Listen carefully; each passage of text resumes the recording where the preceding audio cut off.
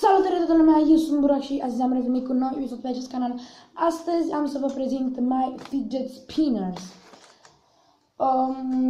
La acesta am făcut azi dimineață unboxing-ul. Și de atunci unul l-am mai avut acasă pe care mi se pare că vi l-am spus cu zinți. Cam așa arată. În caz că auziți ceva, dar posibil să nu auziți. Este o muzică de pe fundal. Și am primit astăzi aceste fidget spinnere. După ce am plecat din locul acela unde am filmat unboxing-ul, un prieten de-al tatălui meu mi-a dat fidget spinnerele astea. Și vreau să vă spun că se învârte de 1000 de ori mai bine decât acest fidget spinner.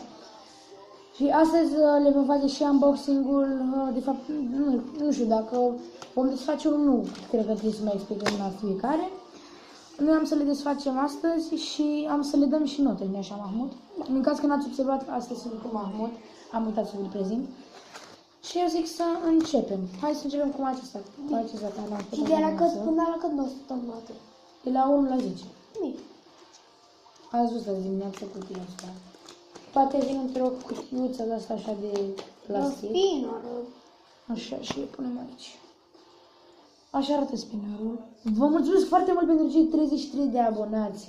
Azi dimineața am avut 31 de abonați și acum am 33. Ok, haideți să începem. Rulmenții de aici, după cum vedeți, sunt oarecum ca un, știi cum se numeau alea? Cum are tequila în ureche. Gen, aia sunt, gen. Dar parcă se foarte mai bine.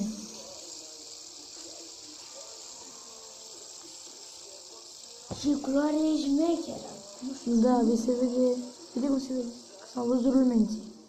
Ok, eu la acest fidget spinner dau nota 8 la învârtire și dau 7 la învârtit și 1 la textură.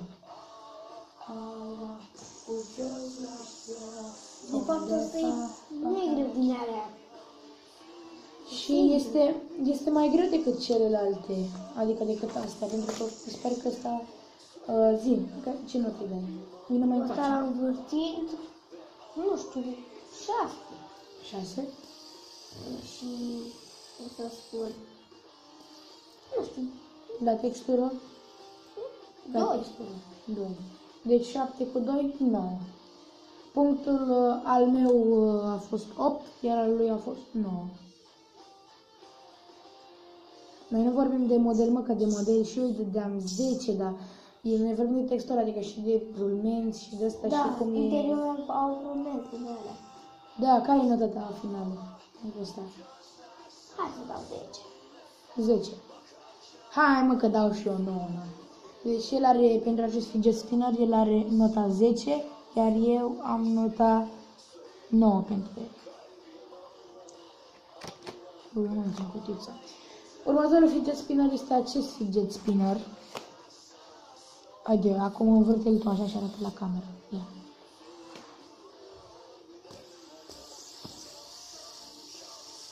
Se învârte destul de bine.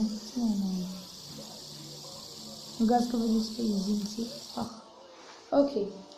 Acest fidget spinner, singura chestie care nu-mi place, modelul. Dar în rest este foarte bun acest fidget spinner. Adică chiar pot zic că te ține. Cam așa ceva. Da. Ține un minut, cred. Cât ține? Dau nota 9 la acest fidget spinner și la textură dau 0. Adică nota mea finală pentru acest fidget spinner este 9. Îi dădeam 10 dacă avea alt model. Habar n-am ce să iau. E bun spinnerul ăsta. E bine, și notă îi dai. La textură 8 și la... 9. Adică avem la fel nota. Și acest fidget spinner are gen flash-uri de alea așa care le pun în ureche. Ăsta nu a avut cutiță pentru că mi l-a adus tatăl meu și da. Acum aici vor fi oarecum două fidget spinnere frați. Frați. Hai să începem cu ăsta verde. Și acesta verde normal din început. Și de asta. Ceva. Acest fidget spinner se învârte foarte Și acum facem scheme pe spină? Nu. Îi las cum se învârte.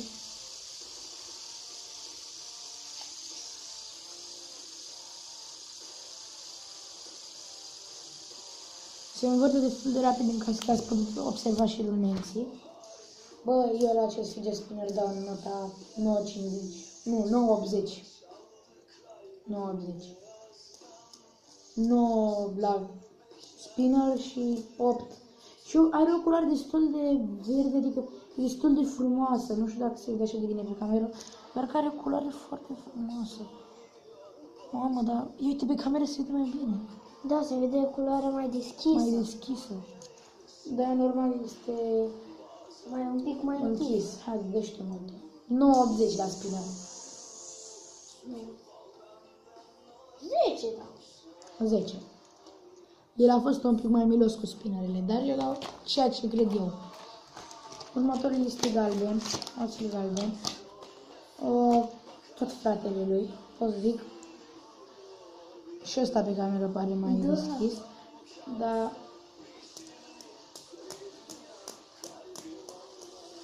ok.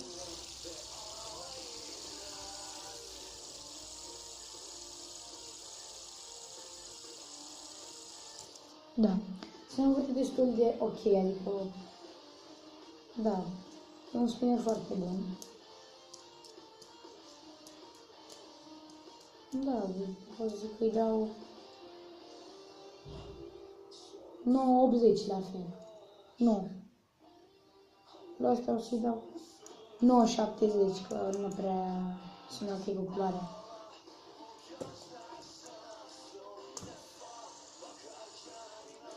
Îi dau 10. 10. Da. Da.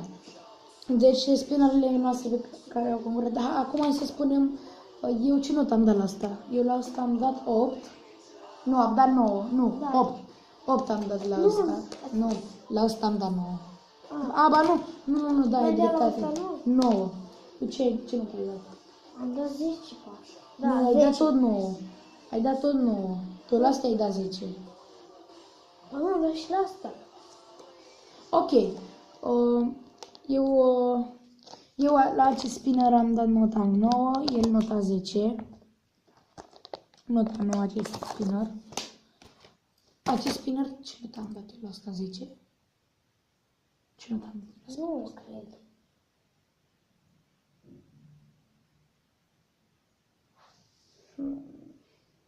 Da, în fine, nu mai contează ce notă am dat noi Da. la astea, că nu mai ne amintim. Hai să spunem care a câștigat. Eu zic asta. Dintre, uitați, dintre spinnerele astea. Ăsta. Acest spinner. Acest spinner.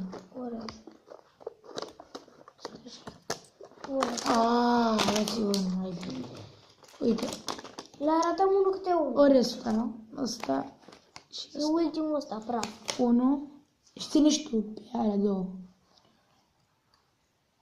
Poți să-l ții mai în față. Nu știu că nu știu ce o să. Adu-l mai încoace pe ăla. Așa. Vă lăsăm și pe voi în comentarii să scrieți, stai așa. Nu știu. În fine, bă, dar și mă... Ok, primul. Așa. Doiul. Spune spinner. Dacă venea în calculator, te spărgeam pe cuvântul meu. Stai. Al treilea. Și al patrulea.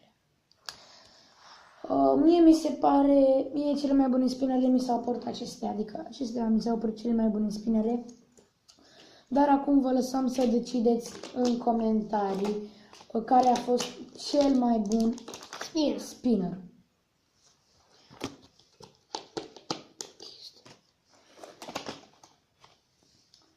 Da, deci vă vom lăsa pe voi să decideți. Mai bine așa. Vă vom lăsa pe voi în comentarii să decideți care spinner v-a plăcut vouă cel mai mult și care spinner ar merita să câștige și să primească nota 10, adică care a fost cel mai bun dintre astea. Știu. Care a fost mai bun dintre acele spinere? Eu am fost Burak și Mahmud, noi ne revedem cât mai curând. Ceau!